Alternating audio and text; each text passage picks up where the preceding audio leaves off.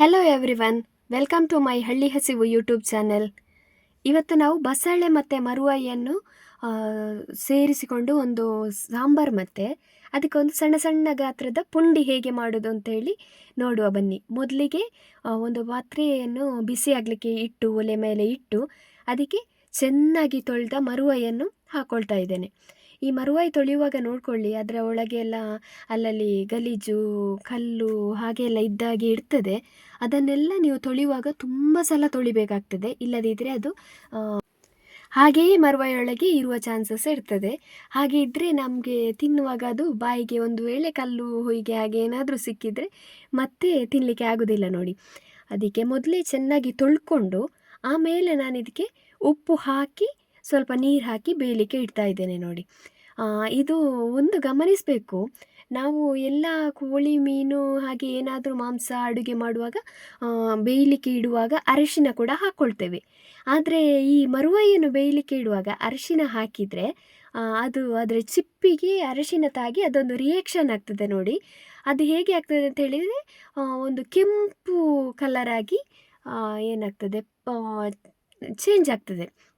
So ನಾನೀಗ ಇದಕ್ಕೆ ಅರಿಶಿನ ಹಾಕ್ತಾ ಇಲ್ಲ. ಈಗ ಒಂದು ಮಿಕ್ಸಿ ಜಾರಿಗೆ ಸ್ವಲ್ಪ ಕೊತ್ತಂಬರಿ, ಒಂದು ಸ್ವಲ್ಪ ಜೀರಿಗೆ, ಆಮೇಲೆ ನಮಗೆ ಖಾರ ಎಷ್ಟು ಬೇಕು ಅಷ್ಟು ಒಣಮೆಣಸಿನಕಾಯಿಯ ಜೊತೆಗೆ ಒಂದು ಅರ್ಧದಷ್ಟು ತೆಂಗಿನ ತುರಿಯನ್ನು ಕೂಡ ತೆಗೆದುಕೊಂಡು ಇದನ್ನು ಚೆನ್ನಾಗಿ ಮಿಕ್ಸಿಯಲ್ಲಿ ಹಾಕಿ ಚೆನ್ನಾಗಿ ನೈಸಾಗಿ ರುಬ್ಬಿಕೊಳ್ಬೇಕು. ಈಗಲೇ ನಾನು ಇದಕ್ಕೆ ಒಂದಿಷ್ಟು ಹುಳಿಯನ್ನು ಕೂಡ ಸೇರಿಸ್ಕೊಳ್ತಾ ಇದ್ದೇನೆ. ಒಂದು ಕಡೆ ಮಸಾಲೆ ರುಬ್ಬುವಷ್ಟರಲ್ಲಿ ಈಗ ನೋಡಿ, ನಾವು ಆವಾಗಲೇ ಏನು ಬೇಯಲಿಕ್ಕೆ ಇಟ್ಟಿದ್ವಲ್ಲ ಮರುವಾಯಿ, ಅದೀಗ ಬೆಂದಿದೆ. ಈ ಮರುವಾಯಿ ಬೆಂದಿದ್ದರೆ ಅದು ಚಿಪ್ಪು ಏನು ಮುಚ್ಚಿರ್ತದೆ ನೋಡಿ, ಅದೆಲ್ಲ ಓಪನ್ ಆಗಿರ್ತದೆ. ಇವಾಗ ಈ ಮರುವಾಯಿ ಬೆಂದಿದೆ ಅಂತ ಆಗುವಾಗ ನಾವು ಇದಕ್ಕೆ ಒಂದು 3-4 ಟೊಮೆಟೊ, ಒಂದು ಈರುಳ್ಳಿ, ಹಾಗೆ ಬಸಳೆ ದಂಟು ಮತ್ತು ಸೊಪ್ಪು ಎಲ್ಲನೂ ಒಟ್ಟಿಗೆ ಇವಾಗಲೇ ಸೇರಿಸ್ಕೊಳ್ತಾ ಇದ್ದೇನೆ ನಾನು. ಇದೇನು ಅಂತ ಹೇಳಿದರೆ ಇದಕ್ಕೆ ಎಲ್ಲಿ ಕೂಡ ನಾನು ಆಯಿಲನ್ನು ಬಳಸ್ತಾನೇ ಇಲ್ಲ. ಎಲ್ಲನೂ ಪಟಾಪಟಾಗಿ ಮಾಡಿ ಮುಗಿಸ್ಬೋದು.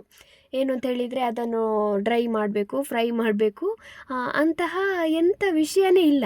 ಡೈರೆಕ್ಟಾಗಿ ರುಬ್ಬಿಕೊಳ್ಳೋದು, ಮಸಾಲೆ ಸೇರಿಸ್ಕೊಳ್ಳೋದೆ.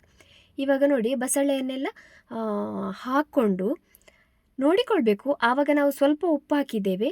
ಇವಾಗ ಏನಾದರೂ ಅದಕ್ಕೆ ಉಪ್ಪು ಬೇಕು ಅಂತ ಇದ್ದರೆ ಆವಾಗ ನೋಡಿಕೊಂಡು ಬಸಳೆಗೆ ಬೇಯಲಿಕ್ಕೆ ಇಡುವಾಗಲೇ ಉಪ್ಪು ಹಾಕ್ಕೊಳ್ಬೇಕು. ಏನು ಅಂತ ಹೇಳಿದರೆ ಬಸಳೆ ದಂಟು ಇಲ್ಲದೇ ಇದ್ದರೆ ಉಪ್ಪು ಎಳೆದುಕೊಳ್ಳೋದಿಲ್ಲ. ಈಗ ನೋಡಿ, ನನ್ನ ಏನು ಬಸಳೆ ಬೇಯಲಿಕ್ಕೆ ಇಟ್ಟದ್ದು ಬೆಂದಿದೆ. ಇನ್ನೊಂದು ಕಡೆಯಲ್ಲಿ ಮಸಾಲೆ ಕೂಡ ರೆಡಿಯಾಗಿದೆ. ಇವಾಗ ನಾನು ಚೆನ್ನಾಗಿ ರುಬ್ಬಿಕೊಂಡ ಮಸಾಲೆಯನ್ನು ಸೇರಿಸ್ಕೊಳ್ತಾ ಇದ್ದೇನೆ. ಮಸಾಲೆಯನ್ನೆಲ್ಲ ಹಾಕಿ ಚೆನ್ನಾಗಿ ಮಿಕ್ಸ್ ಮಾಡಿಕೊಳ್ಬೇಕು. ಒಂದು ಸಲ ಚೆನ್ನಾಗಿ ತಿರುಗಿಸಿ ಆಮೇಲೆ ಮತ್ತೆ ಮುಚ್ಚಳ ಮುಚ್ಚಿ ಸ್ವಲ್ಪ ಏನು ಬೆಂದೆಲ್ಲ ಆಗಿರ್ತದೆ. ಏನು ಅಂತ ಹೇಳಿದರೆ ಮಸಾಲೆ ಸ್ವಲ್ಪ ಹಸಿ ವಾಸನೆ ಹೋಗುವವರೆಗೆ ಕುದಿಸಿದರೆ ಸಾಕು. ಇನ್ನೊಂದೆಡೆ ನೋಡಿ ನೀವು, ನಾನಿದು ಎಂಥ ಕುಚಲಕ್ಕಿಯ ಪುಂಡಿ ಮಾಡ್ತಾ ಇರೋದು. ಏನು ಸೈಜಲ್ಲಿ ಏನು ಅಂತ ಹೇಳಿದರೆ ತುಂಬ ಸಣ್ಣ ಸಣ್ಣದಾಗಿ ಮಾಡಿಕೊಳ್ತಾ ಇದ್ದೇನೆ. ಈ ಪುಂಡಿಯನ್ನು ಬಿಸಿ ಬಿಸಿಯಾಗಿರುವಾಗ ಮರುವಾಯಿ ಮತ್ತು ಬಸಳೆಯ ಸಾಂಬಾರಲ್ಲಿ ತಿನ್ನಲಿಕ್ಕೆ ಉಂಟಲ್ವ, ತುಂಬ ಚೆನ್ನಾಗಿರ್ತದೆ. ಕೆಲವರು ಇದನ್ನು ಏನು ಮಾಡ್ತಾರೆ ಅಂತ ಹೇಳಿದರೆ, ಈ ಏನು ನಾವೀಗ ಪುಂಡಿ ಬೇಯಲಿಕ್ಕೆ ಇಡ್ತೇವಲ್ವ, ಇದು ಬೆಂದಾದ ಮೇಲೆ ಈ ಬಸಳೆ ಸೊಪ್ಪಿನ ಏನು ಬಸಳೆ ಮತ್ತು ಮರುವಾಯಿಯ ಸಾಂಬಾರು ಇರ್ತದೆ ಅಲ್ವಾ, ಅದೇ ಪಾತ್ರೆಗೆ ಈ ಬೆಂದ ಪುಂಡಿಯನ್ನು ಮಿಕ್ಸ್ ಮಾಡಿ ಇಡ್ತಾರೆ. ಆದರೆ ನಾನು ಇದನ್ನು ಸಪ್ರೇಟಾಗಿ ಮಾಡಿಕೊಳ್ತಾ ಇದ್ದೇನೆ. ಏನು ನಾವು ಯಾವಾಗ ಸರ್ವ್ ಮಾಡ್ತೇವಲ್ವ ಆವಾಗ ಮಾತ್ರ ಮಿಕ್ಸ್ ಮಾಡಿ ಕೊಡ್ತಾ ಇರೋದು. ಒಂದು ವೇಳೆ ನಾವು ಹೀಗೆ ಮಿಕ್ಸ್ ಮಾಡಿಟ್ಟು ಎಲ್ಲ ಖಾಲಿಯಾಗದೆ ಹಾಗೆ ಉಳಿದರೆ ಏನಾಗ್ತದೆ ಅಂತ ಹೇಳಿದರೆ, ಏನು ನಾಳೆಯ ದಿನ ಅದನ್ನು ಮತ್ತೆ ಬಿಸಿ ಮಾಡಿ ತಿನ್ನಲಿಕ್ಕೆ ಅಷ್ಟೊಂದು ರುಚಿ ಎನಿಸೋದಿಲ್ಲ. ಹಾಗಾಗಿ ನೋಡಿದ್ರಲ್ವ ಬಸಳೆ ಮರುವಾಯಿ ಪುಂಡಿ ಹೇಗೆ ಮಾಡೋದು ಅಂತ. ಈ ವಿಡಿಯೋ ನಿಮಗೆ ಇಷ್ಟ ಆದರೆ ನನ್ನ ಚಾನಲನ್ನು ಸಬ್ಸ್ಕ್ರೈಬ್ ಮಾಡೋದಕ್ಕೆ ಮಾತ್ರ ಮರಿಬೇಡಿ. Thank you.